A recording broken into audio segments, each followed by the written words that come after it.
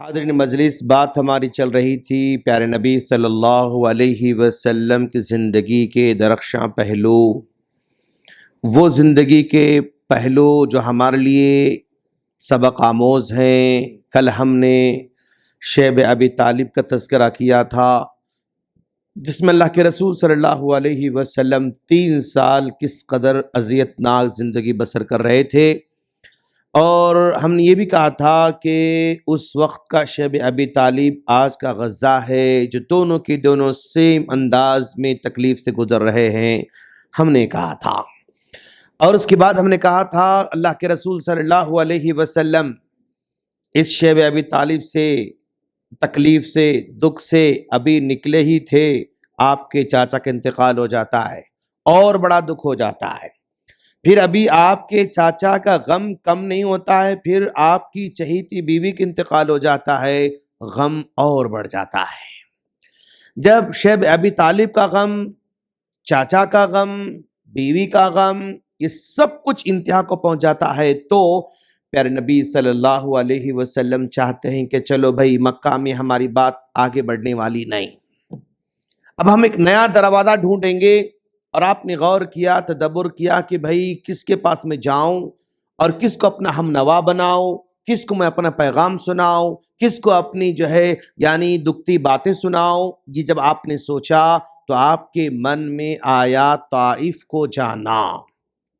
طائف مکہ سے 100 کلومیٹر کے لگ بھگ ایریا ہے، شہر ہے، جو کہ مکہ سے بڑے پہاڑ پر واقع ہے۔ تو اس طرح مکہ اور یعنی جو اونچائی ہے 1800 میٹر اونچائی پر یہ طائف کا شہر واقع ہے۔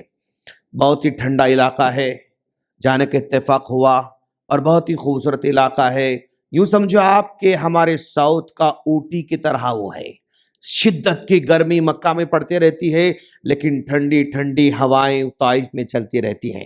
شدت کی گرمی سے مکہ کی ریت تپتی رہتی ہے، لیکن طائف کی ریت ہلکی ہلکی ٹھنڈی ٹھنڈی ہواؤں سے نرم و نازک نظر آتی رہتی ہے۔ اس شہر کا آپ نے انتخاب کیا، اپنے ساتھ آپ کے آزاد کردہ غلام زید بن حارثہ رضی اللہ عنہ کو ساتھ میں لیا، اور 100 کلومیٹر پیدل چلتے چلتے چلتے چلتے طائف پہنچتے ہیں۔ اور آج تو ماشاءاللہ پہاڑوں پر اچھا خاصا راستہ بنا ہوا ہے، اس طرح کار آگے بڑھتی جاتی ہے، لیکن اس زمانے میں کوئی راستہ تو نہیں تھا، لیکن بس پہاڑ چڑھنا اترنا، چڑھنا اترنا، چڑھنا، ایسے پہاڑ ایسے نیچے دیکھیں تو گہرائی نظر آتی ہے۔ ایسے پہاڑ پر اللہ کے رسول چل کر طائف کو پہنچتے ہیں، اور اس طائف میں 3 بڑے بڑے سردار وہاں پر حکمرانی کر رہے ہیں۔ عبید اللہ بن عبد یالیل، مسعود، حبیب، یہ 3 بڑے سردار جو ایک ہی خاندان کے ہیں اور حکمرانی کر رہے ہیں۔ تو آپ نے سوچا چلو میں سب سے پہلے سرداروں کو دعوت دوں، کیوں؟ اگر سردار مان لیتے ہیں تو ان کے پیروکاروں کا ماننا آسان ہو جاتا ہے۔ اگر میں پہلے لوگوں کو بتاؤں، لوگ مان بھی لیں، لیکن اگر سردار مخالفت میں آ جائے تو پھر جیسے مکہ کا حشر ہوا، یہاں ویسے حشر ہو جاتا ہے۔ مکہ میں لوگوں نے تو مان لیا، لیکن سرداروں نے نہیں مانا۔ سردار نہ ماننے کی وجہ سے اتنے تکلیفیں اس سے گزرنا پڑا، تو آپ نے ذرا حکمت عملی کو چینج کرنا چاہا۔ مکہ میں سرداروں نے قبول نہیں کرنے کی وجہ سے عام لوگوں نے قبول کیا، تو سرداروں کے ظلم و ستم کے شکار ہو گئے، اور پھر تکلیف کا سامنا کرنا پڑا۔ تو یہاں ایک کام کریں گے، یہاں پر سرداروں کو دعوت دیں گے، اگر وہ قبول کر لیں گے تو ماتحت والے خود بخود قبول کر لیں گے، اور ایک آسان طریقہ ہو سکتا ہے۔ آپ نے سرداروں کو دعوت دی، پہلے سردار کو دعوت دی، اس نے ذلت آمیز انداز میں رد کر دیا۔ دوسرے کو دعوت دی، اس نے بھی ذلت آمیز انداز میں رد کر کے چھوڑا۔ تیسرے کو دعوت دی، وہ بیچ بیچ کی باتیں کر رہا تھا، اور کہہ رہا تھا کہ دیکھو اگر تم نبی نہیں ہے تو پھر مجھے مان کے فائدہ کیا ہوگا، اگر تم نبی ہیں تو پھر اب میں انکار تو نہیں کر رہا ہوں، دیکھوں گا آگے چل کر کیا ہونے والا ہے۔ اس طرح اس نے بیچ بیچ کا جواب دے دیا، اور تینوں سرداروں نے ایک معنی میں کھلے طور پر آپ نے رد کر کے چھوڑا۔ 10 دن اللہ کے رسول صلی اللہ علیہ وسلم طائف میں قیام کر رہے ہیں، اور آخرکار وہاں کے سرداروں نے نوجوانوں کو لگا کر پتھر برسانا شروع کر دیا۔ اور اللہ کا رسول لہو لہان کر کے طائف سے باہر نکال کر چھوڑ دے رہے ہیں۔ اب یہاں پر ہم رکیں گے۔ سرداروں کو یہ دعوت پہنچائی گئی تو سرداروں نے انکار کر کے چھوڑا، تو اس موقع پر سردار لوگ سب سے بڑی اپنی زندگی کی غلطی کر رہے تھے۔ خیر ان کے دروازے پر آ رہا تھا اور انہوں نے اپنے دروازوں کو خیر کے لیے بند کر کے چھوڑا، بلکہ اس خیر کو پتھر مار مار مار مار کر کے واپس لوٹا دیا۔ خیر کیا دروازے پر آیا تھا؟ اگر وہ 3 سردار اللہ کے رسول کی دعوت کو مان لیتے تو آج جو مدینے کا مقام ہے وہ مقام طائف کو ملنے والا تھا۔ آج اللہ تبارک و تعالیٰ نے مدینے کو جو فضیلت دے رکھی ہے، جو مقام دے رکھا ہے، جو عزت دے رکھی ہے، وہ سارا کا سارا مقام کس کو ملنے والا تھا؟ طائف کو ملنے والا تھا۔ لیکن سرداروں کی نااہلی کی وجہ سے، سرداروں کے غلط فیصلے کرنے کی وجہ سے، سرداروں کے رد کرنے کی وجہ سے جو عظمت شہر کو ملنے والی تھی وہ عظمت یعنی واپس چلی جا رہی ہے۔ اور پھر مدینے والوں نے اس خیر کا استقبال کیا تو عظمت کہاں چلے گی؟ مدینے میں چلے گئی۔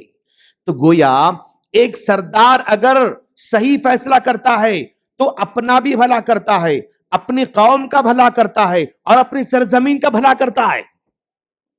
اگر وہ صحیح فیصلہ کرتے تو ان کا بھلا ہوتا، قوم کا بھلا ہوتا، سرزمین کا بھلا ہوتا، لیکن انہوں نے غلط فیصلہ کیا تو اپنا بھی نقصان ہوا، قوم کا بھی نقصان ہوا، سرزمین کا بھی نقصان ہوا۔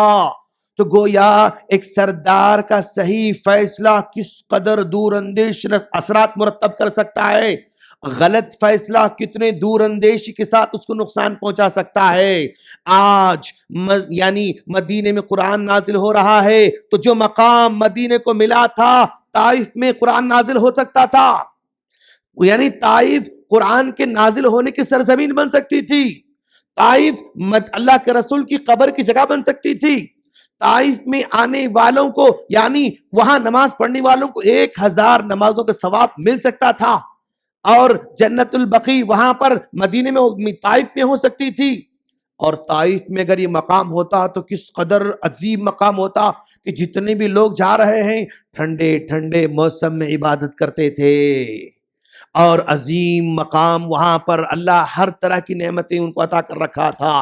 لیکن سردار کے غلط فیصلے نے پورے کے پورے رحمت کو اور زحمت میں تبدیل کر کے چھوڑا۔ تو آج بھی اگر ایک جو ہے ادارے کا ذمہ دار صحیح فیصلہ کرتا ہے، ادارہ مطلب پھلتا پھولتا ہے، لیکن اگر ادارے کا ذمہ دار غلط فیصلہ کرتا ہے تو ادارہ ڈوب جاتا ہے۔ ایک اسکول کا ذمہ دار صحیح فیصلے کرتا ہے تو اسکول ترقی پر چلا جاتا ہے، اگر اسکول کا ذمہ دار غلط فیصلے کرتا ہے تو اسکول ڈوب جاتا ہے۔ ایک کمپنی کا مالک صحیح فیصلے کرتا ہے تو کمپنی اوپر آ جاتی ہے، اگر کمپنی کا مالک غلط فیصلے کرتا ہے تو کمپنی ڈوب جاتی ہے۔ ٹیم لیڈر اگر صحیح فیصلہ کرتا ہے نا، ٹیم بہت آگے جاتی ہے، اگر وہ غلط فیصلے کرتا ہے تو ٹیم جو ہے یعنی وہ نقصان میں آ جاتی ہے۔ تو سردار صحیح فیصلہ کرنا ضروری ہے، ذمہ دار کا صحیح فیصلہ کرنا ضروری ہے۔ اور بھائی ان کو بعد میں سمجھ میں آیا، اللہ کا رسول مدینہ چلے گئے، مکہ فتح ہوا، تب جا کے یہاں کا ابن عبید اللہ بن عبد یالیل کو سمجھ میں آتا، ارے ہم انکار کر کے غلط کر دیے، نہیں چلو اب چلنا ہے، جا کے نبی پر ایمان لے کر آنا ہے۔ بعد میں فیصلہ کیا انہوں نے، لیکن فیصلہ لیٹ ہو جاتا ہے۔ فیصلہ لیٹ ہوا تو جو ہے یعنی جو مقام ملنا تو مقام نہیں مل سکتا۔ لیکن اللہ کے رسول صلی اللہ علیہ وسلم نے اس موقع پر آپ نے صبر کیا، آپ نے صبر کیا۔ فرشتہ آتا ہے، آ کر کہتا ہے اللہ کے رسول اگر آپ حکم دیں گے تو میں ان کو تباہ کر کے چھوڑوں گا، 2 فرشتوں کے درمیان میں رکھ، 2 پہاڑوں کے بیچ میں پیس کے رکھ دوں گا۔ لیکن نبی نے کہا نہیں، جلد بازی نہیں کرتا، میں جلد بازی میں فیصلہ نہیں کرتا، بلکہ مجھے امید ہے کہ اگر یہ لوگ ایمان نہیں لاتے تو ان کی اولاد ایمان لے کر آئے گی۔ اللہ کے رسول کی پوزیٹیویٹی، اللہ کے رسول کی دور اندیشی کہ بھئی اگر یہ ایمان نہیں لاتے نا تو ان کے بچے ایمان لے کر آنے والے ہیں، یہ اللہ کے رسول کی جو پیشن گوئی تھی نا، کس قدر عظمت والی پیشن گوئی تھی. ذرا دیکھو آپ، ابو جہل زندگی بھر آپ کی مخالفت کرتا رہا، اور آخرکار جنگ بدر میں دو چھوٹے چھوٹے ننھے منھے بچوں نے ختم کر کے چھوڑا اس کو. لیکن بیٹا اکرمہ ایمان لے کر آتا ہے. باپ حد درجے کا دشمن، لیکن بیٹا ایمان لا کر اللہ کے رسول کا سب سے چہیتا صحابی بن جاتا ہے. ابو لہب حد درجے کا دشمن، بھئی زندگی بھر پتھر مارتا رہا نبی کو، بیوی بھی زندگی بھر پتھر مارتی رہی.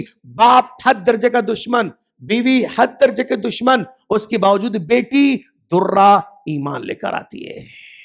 اللہ کے رسول کہہ رہے نا، اگر یہ ایمان نہیں لے تو کیا ہوا، ان کے بچے ایمان لے کر آئیں گے. ابو جہل کا بیٹا اکرمہ ایمان لے کر آتا ہے. ابو لہب کی بیٹی درہ ایمان لے کر آتی ہے.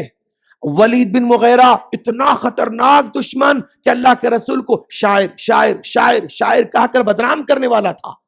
حد درجے بدنام کہ اللہ کے رسول کو ولید بن مغیرہ اپنے مال کے زام میں، طاقت کے زام میں، اس کے زام میں. لیکن بیٹا خالد بن ولید 100 درجے مطلب بڑے صحابی، ماشاءاللہ اس قدر بڑے صحابی. عاص بن وائل نبی کو ابتر کہنے والا، ارے تمہارے بیٹے نہیں تم کیا کر سکتے ہو، تمہارے بچے نہیں تم کیا کر سکتے ہو، ابتر کہنے والا. اس کی اب عاص بن وائل کی یعنی طنز کی وجہ سے نبی کو اتنی تکلیف ہوئی کہ اللہ تبارک و تعالیٰ کو ان کو تسلی دینے کے لیے قرآن نازل کرنا پڑا. اِنَّا أَعْطَيْنَاكَ الْكَوْثَرَ فَصَلِّ لِرَبِّكَ وَانْحَرْ. یہ سورت نازل کرنا پڑا عاص بن وائل کے طنز کی وجہ سے. لیکن اللہ نے ان کے گھر میں عمرو بن عاص جیسے صحابی کو پیدا کیا جو مصر پر حکمرانی کر رہے تھے، ماشاءاللہ. تو اللہ کے رسول نے کہا نا، یہ ایمان نہیں، کیا ہوا، ان کے بچے ایمان لے کر آئیں گے.